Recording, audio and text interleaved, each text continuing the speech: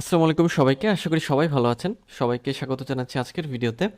আমাদের আজকের ভিডিওতে আমরা মার্কেটিং মডেল সম্পর্কে জানবো এবং এই মার্কেটিং মডেলকে আমরা আইডা বলে থাকি বা AIDA বলা হয়ে থাকে। সবচেয়ে জনপ্রিয় একটি মার্কেটিং মডেল হচ্ছে এই আইডা। তো আইডা মডেল আসলে কেন দরকার বা ফেসবুক মার্কেটিংয়ে কেন আমাদের আইডা মডেল আসবে? মার্কেটিংয়ের জন্য সবচেয়ে জনপ্রিয় এবং অনেক পুরাতন একটি মডেল হচ্ছে এবং ইফেক্টিভ একটা মডেল হচ্ছে এই আইডা বা AIDA। সো যখন আপনি ফেসবুক মার্কেটিংয়ের কাজ করবেন বা ফেসবুকে আপনি অ্যাড রান করবেন, সো অবশ্যই আপনার এই মডেলটি জানা খুবই প্রয়োজন, কারণ এই মডেলটির মাধ্যমে আপনি খুব ভালোভাবে আপনার মার্কেটিং যে প্ল্যান সেটাকে সাজাতে পারবেন। এবং এটা একটা জনপ্রিয় একটি মডেল, যদিও এটি পুরাতন কিন্তু খুব ভালো কাজ করে। তো আজকে আমরা সেটাই দেখব যে একজন ফেসবুক মার্কেটার হিসেবে আইডা মডেল আপনি কিভাবে ব্যবহার করবেন বা আইডা মডেল আসলে কি বলা হয়েছে। তো চলুন আমরা জেনে আসি আইডা মডেল কি এবং আইডা মডেল আপনি কিভাবে ব্যবহার করবেন। আইডা মডেল সম্পর্কে আমরা যদি জানতে যাই তাহলে আমরা এরকম কিছু বিষয় পাই। AIDA, এটাকে আইডা বলা হয়। আইডাতে কি আছে? এতে অ্যাটেনশন, আইতে ইন্টারেস্ট, ডিজায়ার, ডিতে ডিজায়ার এবং এতে অ্যাকশন। তো অ্যাটেনশন বলতে কি বোঝায়? অ্যাটেনশন বলতে মনোযোগ আকর্ষণ করানো, অ্যাটেনশন বা সতর্ক করা বা মনোযোগ আকর্ষণ করানো। ইন্টারেস্ট বলতে আগ্রহ তৈরি করা। ডিজায়ার বলতেও হ্যাঁ, আকাঙ্ক্ষা তৈরি করে ফেলা তার মধ্যে, মানে অডিয়েন্সের মধ্যে বা টার্গেটেড কাস্টমারের মধ্যে। এবং অ্যাকশন বলতে যেটা বোঝায়, অ্যাকশন বলতে হ্যাঁ, যে আমরা তাদেরকে মানে আগ্রহ জাগিয়েছি, এখন চাচ্ছি যে তারা আমাদের এখান থেকে হচ্ছে যে প্রোডাক্ট আমরা সেল করছি সেই প্রোডাক্ট তারা কিনুক। তো কিভাবে আপনি এটা করবেন? ধরুন আপনি কোনো প্রোডাক্টের মার্কেটিং করবেন বা অ্যাড রান করবেন। ধরে নিতে পারি সেটা আমরা কোনো হচ্ছে ড্রেস হতে পারে, বা হচ্ছে কোনো গাড়ি হতে পারে, অথবা হচ্ছে কোনো হচ্ছে জায়গা হতে পারে, অথবা কোনো খাবার হতে পারে। যেটাই হোক না কেন, ধরে নিচ্ছি আপনি কোনো প্রোডাক্ট সেল করতে চান। তো সেক্ষেত্রে আপনি কিভাবে সেটা সেল করবেন? প্রথমত আপনার কি করতে হবে? অ্যাটেনশন গ্যাদার করতে হবে বা অ্যাটেনশন নিতে হবে। অ্যাটেনশন করতে হবে কাদের? অ্যাটেনশন নিতে হবে সেটা হচ্ছে কনজিউমারদের বা কাস্টমারদের অ্যাটেনশন নিতে হবে বা তাদের অ্যাটেনশন তৈরি করতে হবে। ওকে? সো যখন আপনি কি করবেন, তাদের অ্যাটেনশন নিতে পারবেন, তখন তারা আপনার প্রতি আকৃষ্ট হবে। অ্যাটেনশন নেওয়ার জন্য আপনি কি করতে পারেন? অ্যাটেনশন নেওয়ার জন্য আমরা যেটা করি সেটা হচ্ছে যে আপনি যে বিষয়টি সেল করছেন বা যে বিষয়ে অ্যাড রান করছেন তার মধ্যে কাস্টমারদের জন্য স্পেশাল কি আছে যার মাধ্যমে আপনি তাদের মনোযোগ পেতে পারেন। যেমন আপনার যে ড্রেসটি যদি আপনি সেল করে থাকেন অনেক ইউনিক, বা এটাতে আপনি 80% ছাড় দিচ্ছেন, অথবা এটার ম্যাটেরিয়ালটা এত ভালো, অর্থাৎ এমন কিছু বিষয় যার মাধ্যমে অ্যাট্রাক্ট হবে আপনার অডিয়েন্সগুলো আপনার সাথে, যে হ্যাঁ, আপনি তাদের মনোযোগ আকর্ষণ করতে পেরেছেন। তো এইভাবে আপনাকে আপনার অ্যাড কপির প্ল্যানিংটা করতে হবে। এবং এরপরে আপনি কি করবেন? আপনি দেখবেন যে যখন আপনি অ্যাটেনশনটা নিতে পারবেন আপনার কাস্টমারদের, তখন আপনার অ্যাডটি ভালো রান হবে বা ভালো পরিমাণ সেল আসবে। ইন্টারেস্ট কি? ইন্টারেস্টের ক্ষেত্রে যেটা করা হয় সেটা হচ্ছে যে যখন কোনো কাস্টমার আমাদের যে প্রোডাক্ট সেটা সম্পর্কে সে জানবে, মানে সে অ্যাটেনশন হলো, মানে তাকে আমরা অ্যাটেনশন করতে পারলাম, তখন তার মধ্যে আমরা কী করবো? ইন্টারেস্ট তৈরি করার চেষ্টা করব, যে হ্যাঁ, এটা সম্পর্কে ওই ব্যক্তি জেনেছে, এখন আমরা চাই সে যেন আমাদের এটার প্রতি আগ্রহী হয়ে ওঠে। হ্যাঁ, যে এই জিনিসটা আসলে কি, আমি একটু দেখি, আমার তো এটা একটু জানা প্রয়োজন বা আমি এটা জানতে চাই। এই হচ্ছে ইন্টারেস্ট লেভেল। এবং এরপরে আমরা ডিজায়ার, অর্থাৎ তাদের মধ্যে আকাঙ্ক্ষা তৈরি করব। অর্থাৎ আগ্রহ তৈরি হলো, আগ্রহ তৈরি হওয়ার পরে হ্যাঁ, এটা আমাকে নিতেই হবে, এরকম একটা আকাঙ্ক্ষা তৈরি করা। ডিজায়ার মানে হচ্ছে আকাঙ্ক্ষা। যেমন হচ্ছে যে যদি কোনো অ্যাডের মধ্যে, মানে অ্যাকচুয়ালি অ্যাড বলতে ওই আপনার যে যে প্রোডাক্ট আছে ওই প্রোডাক্টের মধ্যে এমন কিছু যদি থাকে যেটা ইউনিক এবং আপনার কাস্টমারদের ডিজায়ার করতে পারে বা ডিজায়ার ক্রিয়েট করতে পারে, যে হ্যাঁ, এই জিনিসটা হচ্ছে তারই দরকার, তার জন্যই আপনি তৈরি করেছেন, তাহলে সে কিন্তু ওটা কিনতে আগ্রহী হবে।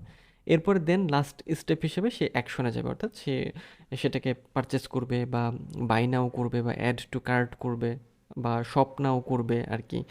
অর্থাৎ সে কি করলো, তার অ্যাটেনশন আমরা নিলাম, ইন্টারেস্ট তৈরি করলাম, ডিজায়ার তৈরি করলাম, এবং দেন এরপরে আমরা তাকে অ্যাকশন নিতে বাধ্য করলাম বা অ্যাকশন নেওয়াতে পারলাম। এর মাধ্যমে কী হবে? যে আমাদের ওই যে যে প্রোডাক্ট আছে সেটা আমরা সেল করতে পারলাম।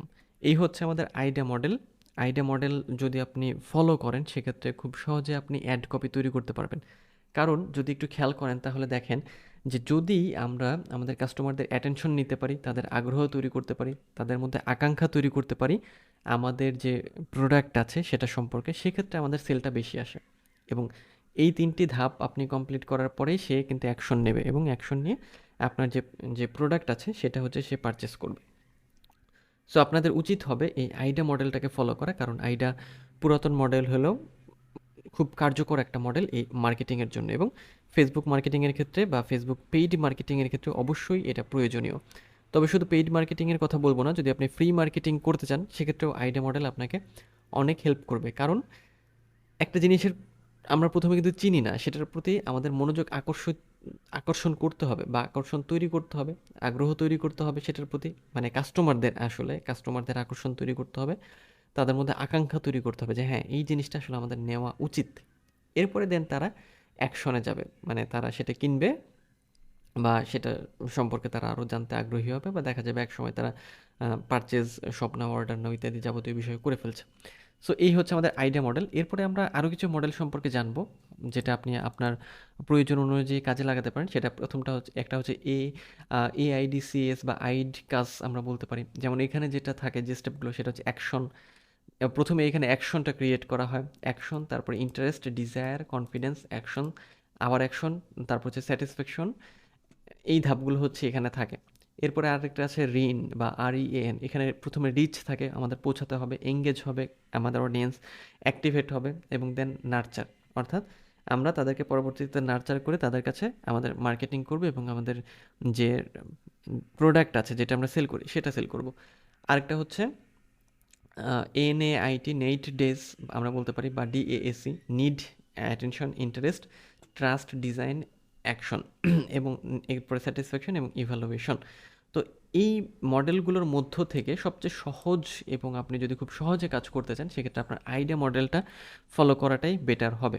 কারণ এই মডেলগুলো যদি খেয়াল করেন তাহলে দেখবেন যে এখানকার যে ধাপগুলো আছে সেটার সাথে আইডিয়ার ধাপটা সম্পূর্ণই ভিন্ন, এবং মার্কেটিংয়ের ক্ষেত্রে বা কাস্টমারদের অ্যাট্রাক্ট করার ক্ষেত্রে অ্যাকচুয়ালি সবচেয়ে বেশি মাত্রায় যেটা কাজ করে সেটা হচ্ছে এই আইডিয়া মডেলটাই।